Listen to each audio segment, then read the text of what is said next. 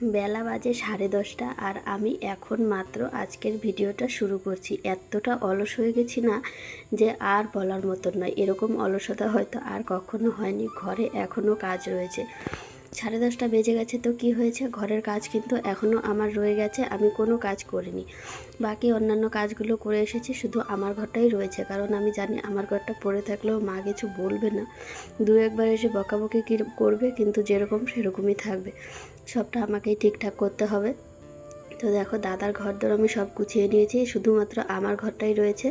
মায়েদের ঘরটাও গোছানো হয়ে গেছে। আর চেয়ারে রয়েছে এক ঢিপ জামা কাপড়, সঙ্গে কালকের ধোয়া কিছু কাপড় সব রয়েছে। অনেক জিনিস এলোমেলো হয়ে রয়েছে। আর আজকের আকাশটা বেশ ভালোই রয়েছে, মন্দ নয়, মোটামুটি একটা আকাশ রয়েছে আজকে। তো হাওয়া দিচ্ছে অল্প অল্প, আর প্রচণ্ড রোদ উঠেছে। এত গরম লাগছে, ঘরে বাইরে কোথাও থাকা যাচ্ছে না, প্রচণ্ড পরিমাণে গরম। তো দেখো, আমি চলে এসেছি ঘরে এসে এখন লেগে পড়লাম ঘরটা গোছাতে। 10:30 11টা বেজে গেল, এখনও কিন্তু আমার বিছানাপত্র সব রয়ে গেছে তোলার বাকি।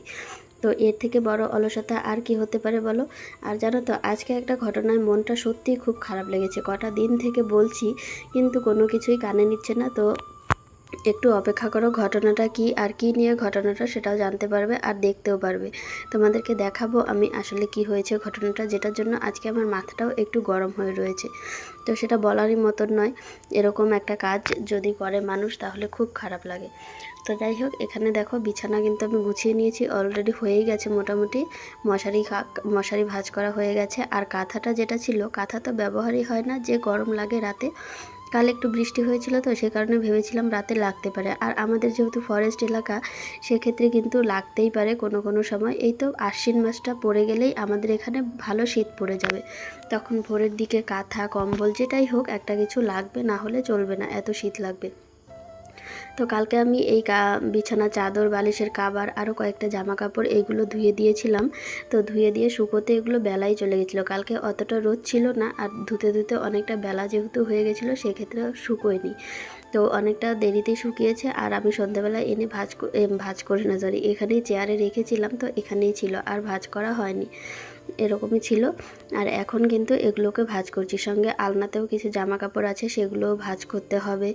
অনেকগুলো জিনিস এলোমেলো। আর মেশিনের ওপরে জিনিসগুলোর কথা কি বলবো, অনেকগুলো জিনিস এলোমেলো হয়ে রয়েছে মেশিনের ওপরটা। আর এখানে দেখো, আমি কিন্তু একাই বকবক করছি না, এখানে রয়েছে তুরতুরিকে যতই বলি না কেন একটু শান্ত থাকতে, ও কি আর শান্ত থাকে? আসলে ছাগল কি আর মানুষের ভাষা বোঝে? তবে একটা জিনিস কি জানো তো, ওকে যদি একটু বকা দেওয়া হয়, সেটা কিন্তু ও খুব ভালো বোঝে। যখন আমি রেগে চোখ গরম করে ঘর থেকে বের হই, তখন ও আর ঘরে থাকে না, দৌড়ে ঘর থেকে বেরিয়ে যায়। এই যে বারবার আসছিল এখানে এসে, আর আমি যেখানে ফোনটা লাগিয়ে রেখেছি স্ট্যান্ডে, তো ওই স্ট্যান্ডটাই ওকে কামড়াতে হবে। তো ওখানেই ও আসছে, এসে স্ট্যান্ডটা কামড়াচ্ছে, এরকম দুষ্টামি করছে। তো আমি এখন তাড়িয়ে দিলাম, এখন বাইরে গিয়ে বসে আছে। আর এই যে দেখো মেশিনের ওপরটা আর মেশিনের ওপর নেই, জায়গাটার অবস্থা ভীষণ নাজেহাল করে রয়েছে। তো মামির ব্লাউজগুলোও বানানো হচ্ছে না, ভেবেছিলাম আজকেও বসবো, কিন্তু এত গরম না মেশিনের এই জায়গাটাতে লাগে, সে কারণে বসাই হয় না। তো কালকে আমি প্রচুরভাবে চেষ্টা করব যেন মামির ব্লাউজটা আমি কমপ্লিট করে দিতে পারি। মামির ব্লাউজগুলো কমপ্লিট করে না দিলে আর মান সম্মান থাকবে না আমার। তো কালকে আমাকে বসতেই হবে ব্লাউজগুলো নিয়ে। তো বসলে আমি তোমাদের সঙ্গেও শেয়ার করব ব্লাউজগুলো বানালাম কি না। তো দেখো, এখানে মেশিনের উপরে। আর এই যে এই হেলমেটটা কিন্তু আমার দাদা কিনে এনেছে। আর মা গেল একটা জায়গায়, তো আমাকে এখন গিয়ে রান্না বসাতে হবে। বেলা যেহেতু অনেকটাই হয়ে গেছে, তো রান্না তো আমি এখানে বসিয়েইছি, ভাতও ফুটে উঠেছে, ওখানে এই সবজিটাও ফুটে উঠেছে, সঙ্গে কিন্তু মাও চলে এসেছে। মা যেখানটায় গিয়েছিল, মায়ের কাজ হয়ে গেছে, মাও চলে এসেছে। তো এই যে আমি এখন বসালাম কি, আমি এতটুকু করে দিলাম, এখন বাকিটা মাই করবে। আর এই যে এই সবজিটা দেখো, এটা কিন্তু আলু, তারপরে বাক্সকচু, তারপর ডাঁটা, আর রয়েছে হচ্ছে কাঁকরোল। তো এই সবগুলো দিয়ে মা আজকে ডাল দিয়ে এই সবজিটা বানাবে। তো ডাল ছিটিয়ে দিয়েছিল, আর সবজিটা আমি আগেই ভাপিয়ে নিয়ে তারপর ডাল ফুটে ওঠার পর ওগুলো দিয়েছিল মা। আর এখন দেখো, এগুলোর ফোড়ন দেওয়া হচ্ছে এই সবজিটার।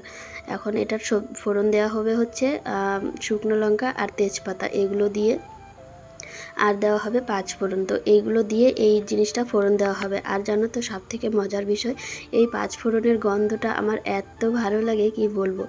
5 ফোড়নের গন্ধে মানে একদম মাতাল মাতাল লাগে আমার, এরকম অবস্থা। 5 ফোড়নের গন্ধটা আমার ভীষণই ভালো লাগে। তো তো এই তো এখানে ফোড়ন দেওয়া হয়েই যাচ্ছে। আর এই উনুনে কিন্তু ভাতটা ছিল, ভাতটা মা ওই ওভেনে নিয়ে দিল আর এই পাশে কড়াইটা আনলো, যেন ভিডিওটা করতে সুবিধা হয়। এটা আমি বলেছিলাম মাকে, তো মা এটা করলো। আর এই যে দেখো ফোড়ন দেওয়া হয়ে গেল। আর এই সবজিটা ডাল দিয়ে এভাবে খেতে যা লাগে না, আর কি বলবো, তোমরাও একবার খেয়ে দেখো, ভালো লাগবে। এখানে যদি তোমরা শুধু কচু ব্যবহার করো তাহলেও হবে, কোনো ব্যাপার না, কচু দিয়ে আরও বেশি টেস্টি লাগে। তো এই তো ফাইনালি সবজি হয়ে গেছে। আর এই যে দেখো ছাগলের কথা কি বলবো, এসে জমিতে যে লেগেছে অনেকখানি জায়গা খেয়ে একদম পরিষ্কার করে দিয়েছে। এই জিনিসটার কথাই আমি শুরুতেই বলেছিলাম যে এই ছাগলের মালিককে আজকে 1 সপ্তাহ থেকে বলা হচ্ছে, কিন্তু ছাগলের মালিক কোনোভাবেই কথা শুনছে না। এই তো একটু আগেও এদিক দিয়েই গেল, ছাগলের মালিক গেল, আরও গেল, ওদের বাড়ির লোক গেল, কিন্তু কেউ ছাগলটা তাড়িয়ে তুলে দিয়ে গেল না, বরঞ্চ আমি বলাতে আমাকে আরও উল্টে রাগ দেখিয়ে গেল। তো আমি এই কারণেই ভিডিওটা করে রেখেছিলাম, যেন এটা প্রুফ হিসেবে থেকে যায়, ওরা অস্বীকার করতে না পারে। আর এই ছাগলের কথা কি বলবো, এদের বাড়ির ছাগল নিয়ে পাড়ার সবাই অতিষ্ঠ হয়ে যাচ্ছে। আর এখানে ছাগল করতে করতে পরে চলে আসলাম কালো কচু কাটতে। আর আজকে কালো কচু খাবার খুব মন চাচ্ছিল। আসলে এটা হচ্ছে পরদিনের ভিডিও, তোমরা তো জানো গতকাল আমি তোমাদের সঙ্গে কোনো ভিডিও শেয়ার করতে পারিনি, তো গতকালকের ভিডিও আর আজকের ভিডিও মিলিয়ে আমি তোমাদের সঙ্গে শেয়ার করছি। আর এই তো কালো কচু কাটতে চলে এসেছি। কালো কচুর শাক খেতে আমার ভীষণই ভালো লাগে, আর কালো কচুটা খেলে অনেকটা উপকারও হয়। আর যে জায়গাটায় কচুটা কাটতে এসেছি এত রোদ, চারপাশটা ভালো করে দেখে নিয়ে লম্বা দা দিয়ে কচুগুলো কাটছি। আমার মাও নিচের দিকে গেল, হয়তো কচুর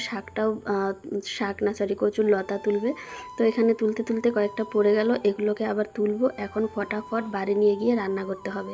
এত রোদ উঠেছে, বাড়িতে গিয়ে আগে রান্না করে তারপর খেতে হবে। খিদেও পেয়ে গেছে প্রচুর। আর এই তো দেখো বাড়িতে এসে আমি কেটে ধুয়ে টুয়ে দিলাম, মা কিন্তু ফটাফট রান্না করে নিয়েছে। কালো কচুর শাক আর রয়েছে আজকে নিরামিষ শনিবার, কালো কচুর শাক আর হচ্ছে গিয়ে সয়াবিন দিয়ে কোয়াশ টোয়াশ দিয়ে সবজি বানিয়েছে। তো এতটুকু হলে আর কি লাগে শনিবারের নিরামিষের দিন। এমনিতেও কালো কচু আমার ভীষণই প্রিয়। তো এখানে মা যেন কি একটা বলেছিল, সেটা নিয়ে চিন্তিত। তো ছাগলের কথাটা আমি বললামই তোমাদেরকে, ছাগলের মালিককে বলা হচ্ছে, যদিও আজকে একটু দেখে রেখেছে, কিন্তু কালকে সকাল হলেই আবার ছেড়ে দেবে। এই জিনিসটা প্রচণ্ড বিরক্ত লাগে। আর দেখো আজকে কিন্তু মা এসেছে আমাকে বাসন ধোয়ার জন্য হেল্প করতে।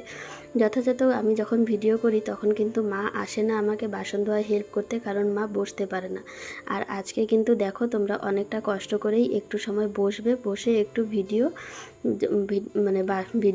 বাসন ধোয়ায় আমাকে হেল্প করবে। মা জানে ভিডিও হচ্ছে, সে কারণে কষ্ট করে একটু বসলো।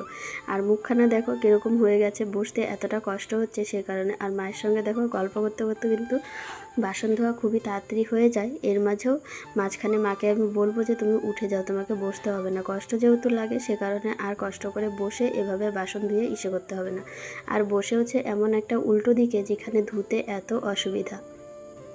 তো বেশিরভাগ সময় কিন্তু মার আমি এভাবেই মিলেমিশে বাসনগুলো ধুয়ে ফেলি, তাহলে খুব তাড়াতাড়ি হয় আর বাসন সাদাও হয়ে যায় না। আর আমি যখন একা একা বাসন মাজি তখন বাসন মেজে রেখে তারপর আবার ওগুলোকে একটু হাত দিয়ে ডলে নিয়ে ধুয়ে নিয়ে যেতে হয়, না হলে সাদা সাদা হয়ে থাকে, এরকম একটা হয়। তখন না আবার খাবার দেওয়ার সময় বা ব্যবহার করার সময় আবার গ্লাসটাকে ধুয়ে ব্যবহার করতে হয় এক্সট্রা করে হাত দিয়ে ডলে, না হলে এই সাদা হয়ে থাকে। আর এই যে এখন মা যেগুলো সঙ্গে সঙ্গে ধুয়ে নিচ্ছে এগুলো তো খুবই তাড়াতাড়ি হয় আর সহজও হয়, এতটা পরিষ্কার করতে হয় না, একবারে পরিষ্কার হয়ে যায়। তো এখানে অনেকগুলো বাসনই হয়ে গেল ধোয়া মাজা। মা এখন উঠে যাবে, মা থাকতেই পারছে না বসে। মাকে আমি বললাম যে উঠে যাও, তো মা বলছে অনেকটাই কষ্ট হচ্ছে, বসে থাকতে পারছি না, এখন আমি চলে যাব, বাকিটুকু তুই মেজে নিয়ে আয়। তো থাকবে শুধু এখন কড়াইটা আর এই ফ্রাই প্যানটা, আর রয়েছে একটা সসপ্যান, এইগুলো থাকবে, আর বাকিগুলো মা নিয়ে যাবে। ফ্রাই প্যানটাও থাকবে না, ওটাও মা নিয়ে যাবে এখন। তো এই যে অনেকগুলো জিনিস মা নিয়ে গেল ধুয়ে, অনেক সময় অনেকটা কষ্ট করে আজকে বসেছিল। আমি ভাবতেই পারিনি যে মা এতটা সময় থাকবে। মায়ের অনেকটা চাপ হয়ে যায় এভাবে বসে বাসন ধোয়াধুয়িতে আমাকে হেল্প করতে গিয়ে। তো বাসন আমার মাজা হয়ে গেছে, এখন এতটুকু আমি ধুয়ে নিয়ে যাব। আর দেখো কালকে কিন্তু আমি কলপাটটা ঘষে একদম পরিষ্কার করে নিয়েছিলাম, এত পিচ্ছিল হয়েছিল কলপাটটা। আর এখানে ব্লিচিং পাউডার দিলেও খুব একটা কাজ হয় না, কারণ কলপাটটা যেহেতু ঢালাইয়ের করা রয়েছে সে কারণে ব্লিচিং পাউডারে কাজ হয় না, অনেকটা ওইভাবে আরও অতিরিক্ত পরিশ্রম হয়ে যায় কলপাটটা পরিষ্কার করে। এভাবে ব্রাশ দিয়ে ঘষে পরিষ্কার করলে এতটা কষ্ট হয় না। তো বাসন টাসন মাজা হয়ে গেছে, এখন চলে আসলাম উঠোনটা ঝাড় দিতে। আকাশটা কালো হয়ে আসছে আজকে, আবারও মনে হয় আজকেও বৃষ্টি আসবে, জানি না কি হয়। তো আজকেও যদি বৃষ্টি আসে তাহলে একটু ঠান্ডা হবে, কিন্তু রাতের দিকে আবার প্রচণ্ড গরম লাগবে। এদিকে দেখো রান্নাঘরের সামনে কত নোংরা জঙ্গল জমে আছে, সব কিছু নিয়ে ঝাড়ু দিয়ে পরিষ্কার করে ফেলতে হবে এখন। মা এখন একটু ঘুমিয়েছে, আমি বাসন টাসন ধুয়ে অনেকটা সময় রেস্ট নিয়েছি, রেস্ট নিয়ে তারপর এসেছি উঠোনটা ঝাড় দিতে।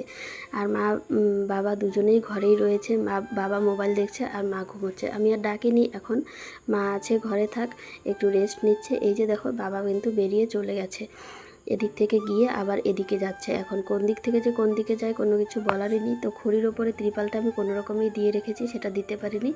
আর খড়ি তো মা উঠোনে মেলেছিল, যেগুলো মা তুলে ফেলেছে যখন আমি ঘুমিয়েছিলাম একটুখানি। দুপুর হলে একটু ঘুমোলে ভালো লাগে, যেহেতু বড় দিন, রাত ছোট, সেক্ষেত্রে কিন্তু দিনে প্রচুর ঘুম পায়, সেক্ষেত্রে একটুখানি আমি ঘুমোই। আর এত গরম পড়ে না, গরমের মধ্যে ঘুমোতে বেশ ভালো লাগে, মজা মজা লাগে একটু গরমের মধ্যে ঘুমাতে। আর গরমের দিনে একটু ঘুমালে দুপুরে ভালোও লাগে, না হলে অতিরিক্ত গরমে আমার মাইগ্রেনের ব্যথাটা মানে বেড়ে যায় একটু। তো দেখো উঠোন কিন্তু ঝাড় দেওয়া হয়ে গেছে। আর আদা গাছগুলো আমাদের এই বাড়ির ভেতরে আনার পর আদা গাছগুলো বেশ ভালো হয়েছে। এখন গাছগুলো অনেকটা শক্তও হয়ে গেছে আর দেখতেও অনেকটা সুন্দর লাগে। তবে একটাই কষ্ট, আদা গাছের যোগ হয়ে যায়, যোগ উঠে কোথার থেকে যে চলে আসে আমি বুঝতেই পারি না, এত যোগ হয়। তো যাই হোক, আজকের ভিডিওটা যদি তোমাদের সবার কাছে ভালো লেগে থাকে তাহলে চ্যানেলটা সাবস্ক্রাইব করে দিও, আর লাইক কমেন্ট শেয়ার করে সবাই পাশে থেকো। আশা করছি ভিডিওটা তোমাদের সবার কাছে ভালো লেগেছে। তো যতটুকু পারি তোমাদের সঙ্গে আমার ডেইলি লাইফস্টাইলটা শেয়ার করার চেষ্টা করি। পাশে থেকো, সাথে থেকো। আশা করছি তোমাদের সঙ্গে আরও ভালো ভালো ভিডিও আমি শেয়ার করতে পারবো। টাটা।